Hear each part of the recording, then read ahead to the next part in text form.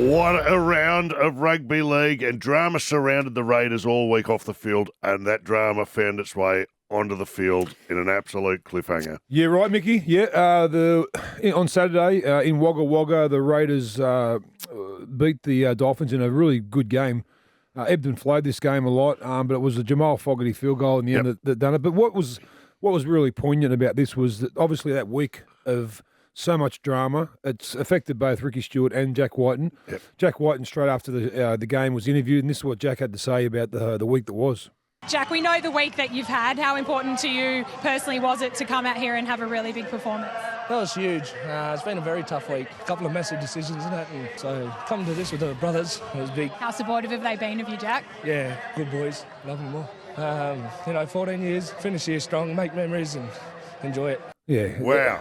Clearly emotional. Shows you the passion, Mickey. And they're not robots, are they? You can't talk about them all week and not expect it 100%. somehow to affect who they are. And Ricky Stewart, who's obviously very much a stoic type of coach and ex-player. I played a lot against Ricky over my career.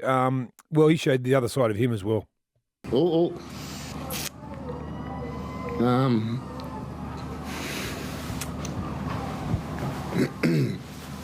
love him. If we weren't hurt by it, him going, we don't give it. We don't care about him. We don't care about the club. Am I pissed off as he's going? Yeah, I am. But that's his decision. And thanks, guys. Yeah, that's real. That's real. It is real. He's not a happy camper, Ricky Stewart, is he? He's going to demand answers as this goes on. Yep. And the emotion spilled over onto Saturday when the upset of the year took place. Panthers were rolled by the Tigers. You didn't see this coming, did you? Look, they were $1.06 or something, Penrith. Yeah. And obviously, the wet weather footy is a drama for them at the minute. But Luke Brooks, who's much maligned in our code, he won his first game in 371 days. The Tigers won their first game in 273. Brooks' stats, 11 runs for 75 metres, 3 tackle breaks, a try assist, 400 kicking metres, including two 40-20s and a forced dropout, and a partridge in a pear tree. But it was good to see him answer the critics in a way that you only can when you're on a football field, is with his skill. Absolutely. What's the issue with the Panthers in the wet for dumb guy like me? I don't know because I was up there at Bathurst. Come on, Newcastle. I was at Bathurst on Saturday, and I've never seen rain that torrential. Yeah. I was standing there watching my young bloke in the game before with an umbrella, and the rain was coming in sideways.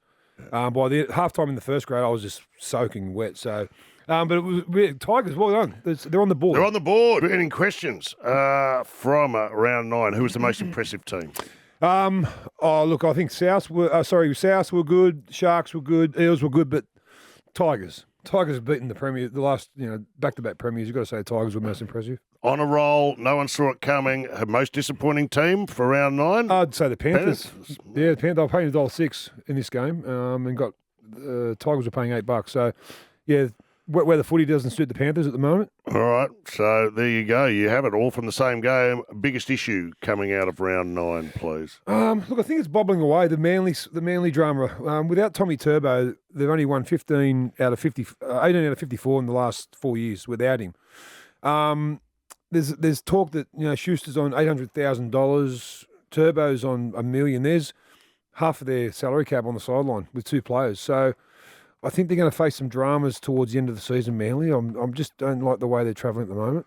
Okay, the WTF moment of the round. Yeah, every Monday we're going to start doing the what the F moment. This weekend it was Josh Reynolds against Josh Reynolds played yesterday against the Dragons, and right on half time, this is what happened. I thought you got in the back of the head on the way down. Bullshit, head back of the head. I beg your pardon. Come out here. Come out here.